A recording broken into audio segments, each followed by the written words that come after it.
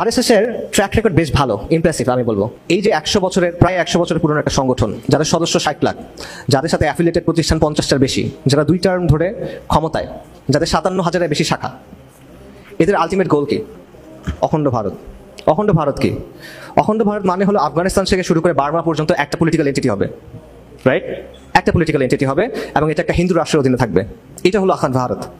এবং এটা একটা বেসিক্যালি এক্সপ্যানশনিস্ট পলিটিক্যাল প্রজেক্ট, একটা সম্প্রসারণবাদী রাজনৈতিক প্রকল্প। এই বিশাল এরিয়া তারা নিজেদের নিয়ন্ত্রণে আনতে চায়। আরএসএস এর একজন মুখপাত্র ছিল রাম মাধব, এখনো আছে। 2015 বা 16 সালে আল জাজিরাতে তার একটা সাক্ষাৎকার ছিল, আপনারা অনেকে হয়তো দেখছেন, মেহেদী হাসানের সাথে। সেখানে সে বলতেছে যে আরএসএস এখনো বিশ্বাস করে যে এই জায়গাগুলো, বাংলাদেশ, পাকিস্তান, এই টাইপের জায়গাগুলো, যেগুলো এই অল্প কিছুদিন আগে আলাদা হয়ে গেছে 60 বছর আগে, এরা আবার একসাথে হয়ে অখণ্ড ভারত প্রতিষ্ঠিত হবে। ওপেনলি বলছে।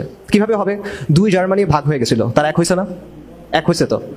2 ভিয়েতনাম আলাদা হয়ে গেছিল, তারা এক হয়েছে। ইউরোপিয়ান ইউনিয়নের মতো ফেডারেশন তৈরি হয়েছে। এরকম কোনোভাবে হবে? সমস্যা কই? আসামের মুখ্যমন্ত্রী হেমন্ত শর্মা, সে 2022 সালে বলছে যে রাহুল গান্ধীকে বলতেছিল যে ভারত পাকিস্তান বাংলাদেশ এক করে অখণ্ড ভারত বানাও না কেন তোমরা, এটা বলতেছিল। তারপর আরএসএস এর যে প্রধান মোহন ভাগাবত, তার একটা বক্তব্য আছে গত বছরের। সে বলতেছে যে এখন যারা তরুণ, এরা বুড়ো হওয়ার আগে অখণ্ড ভারত প্রতিষ্ঠা হয়ে যাবে।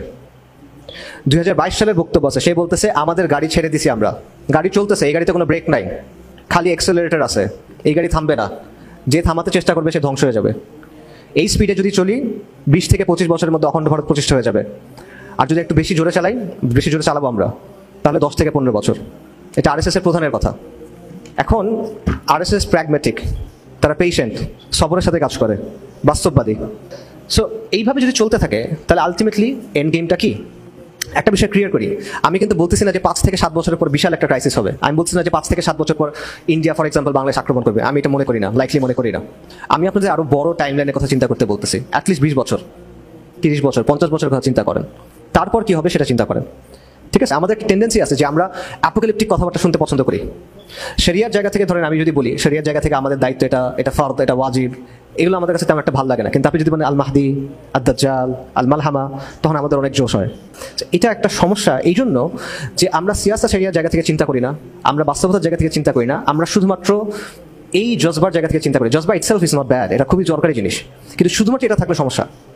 সো আপনি শুধু গাজওয়া হিন্দের কথা চিন্তা করবেন বা এটা থেকে আরেক ধাপ আগায় গিয়ে শাহ নিয়ামতুল্লাহ কাসিদার জায়গা থেকে চিন্তা করবেন, আমি মনে করি এটা খুবই কাউন্টার প্রোডাক্টিভ। বাস্তবতার আলোকে চিন্তা করতে হবে, শরিয়ার আলোকে চিন্তা করতে হবে, আবেগ কমায় মানে বিবেক দিয়ে একটু চিন্তা ভাবনা করতে হবে। ঠিক আছে? এই জন্য আমি যেটা বলতেছি, এটা ইমিডিয়েট কোনো ইস্যু না, বা এভাবে বলা বেটার যে এই সমস্যাটা ইমিডিয়েটলি আপনি সামনে দেখবেন না, আগামী 5-7 বছরের মধ্যে আপনার সমাজ জীবন ধ্বংস হয়ে যাবে, এরকম কিছু আমি বলতেছি না। আমি আপনাকে অ্যালার্ম হতে বলতেছি না এই অর্থে।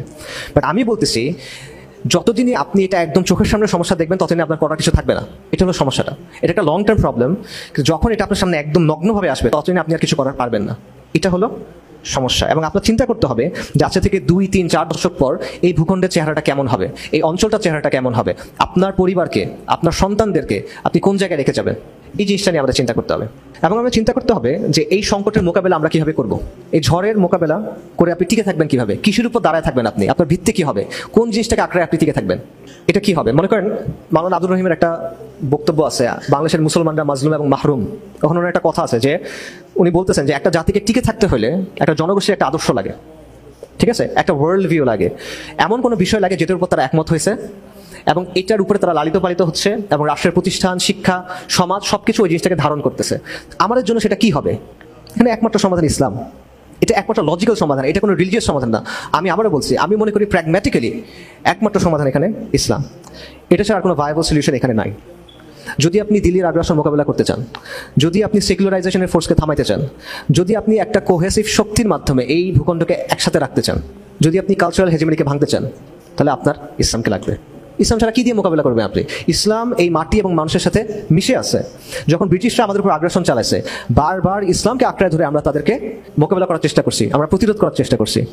ইসলামের শক্তিতে আরবের একটা কোণা থেকে বিস্ফোরিত হয়ে মুসলিমরা পুরো পৃথিবীব্যাপী সভ্যতা তৈরি করছে। হরমুজানের কাছে যখন চিঠি নিয়ে গেছিল সাহাবারা বা মুসলিমদের কাছ থেকে, ছিঁড়ে ফেলে দিয়েছিল, এটা কারা?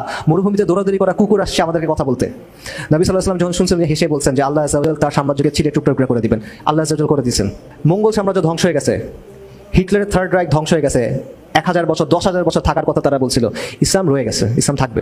এবং এখন আমরা দেখতেছি ইসলামকে আঁকড়ে ধরে, সরি আমাদের হিস্ট্রি দেখেন, ইসলামকে আঁকড়ে ধরে নানা এথনিসিটির মানুষ তারা সাম্রাজ্য তৈরি করছে, সালতানাত তৈরি করছে। ইন্দোনেশিয়া থেকে মরক্কো পর্যন্ত একের পর এক সমৃদ্ধ সাম্রাজ্য তৈরি হয়েছে এই ইসলামকে আঁকড়ে ধরে। এবং এখন আমরা দেখতেছি এই ইসলামকে আঁকড়ে ধরে 30 বছরের ব্যবধানে বা 40 বছরের ব্যবধানে দুইটা সুপার পাওয়ারকে হারানো হয়েছে।